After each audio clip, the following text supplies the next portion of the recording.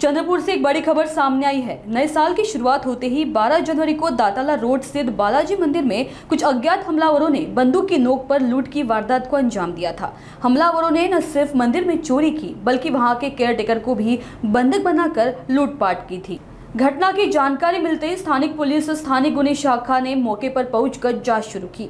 मौके से CCTV footage खंगाले गए, परंतु लुटेरों तक पहुंचने में पुलिस को शुरुआती दिनों में खास सफलता नहीं मिली। काफी प्रयासों के बाद रामनगर पुलिस को एक महत्वपूर्ण सुराग हाथ लगा। थानेदार आसिफ रजा और अपराध शाखा के एपीआई नरोटे के नेतृत्व में टीम ने जाल बिछाया। आखिरकार चंद्रपुर के इंदिरा नगर इलाके से नागपुर के माताजी नगर निवासी अक्षय दिलीप जाधव उम्र 26 वर्ष को गिरफ्तार कर लिया गया। पुलिस ने आरोपी के पास से चोरी गया मोबाइल फोन भी बरामद किया है।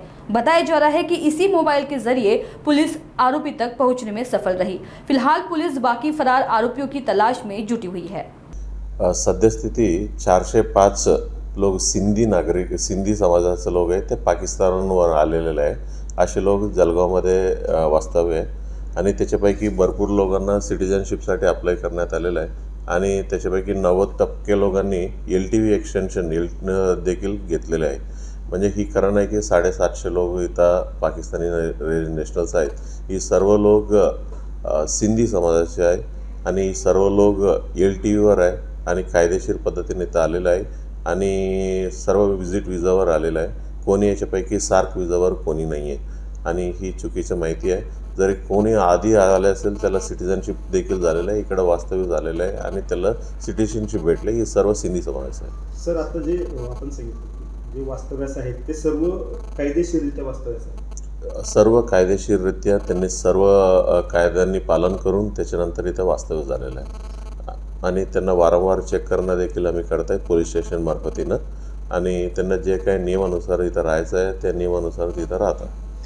पंतप्रधानांनी एक आवाहन केलेलं आहे की जे पाकिस्तानी नागरिक भारतामध्ये असतील त्यांनी 48 तासाच्या आत देश सोडून जाण्याचे म्हटलेलं आहे। हे जे जळगावमध्ये नागरिक आहेत त्या याच्यामध्ये बसतायत का? मी तेच सांगितलं, ही कोणी सार्क विजावर आलेलं नाही आहे। सर्व लोक इथं विजिट विजावर आला आणि त्याच्यानंतर LTV एक्सटेन्शन घेतलेलं आहे। ही सर्व लोकांचं हिंदी समाजाचा लोक आहे आणि कोणी संशयास्पद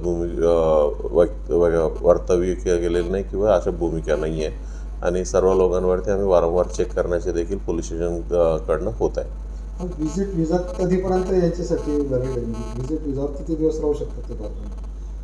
त्यांनी इंडियन एम्बसी जेवढा दिवस दिलं तेवढं, कधी 6 महिने असतात, कधी 3 महिने असतात, म्हणजे त्यांचं व्हॅलिड पिरियड असतात। त्या व्हॅलिड पिरियडमध्ये त्यांनी LTVसाठी अप्लाय करतात आणि अप्लाय केल्यानंतर त्यांना LTV प्राप्त होतात।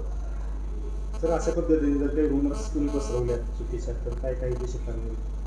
अशा पद्धतीने जरी कोणाचं मनात काही डाऊट असेल तर आमच्याकडनं या, आम्ही त्यांना क्लॅरिफिकेशन देऊ। म्हणजे अननेसेसरली इथला रिमोर स्प्रेड करून म्हणजे त्याच्यामध्ये काय कायदा सुव्यवस्था प्रश्न निर्माण झालेला आहे किंवा त्याच्यामध्ये काही लोकांचं मनात भीतीचं वातावरण तयार झालं, त्याच्या कायदेशीर पद्धतीनं आम्ही कारवाई करणार।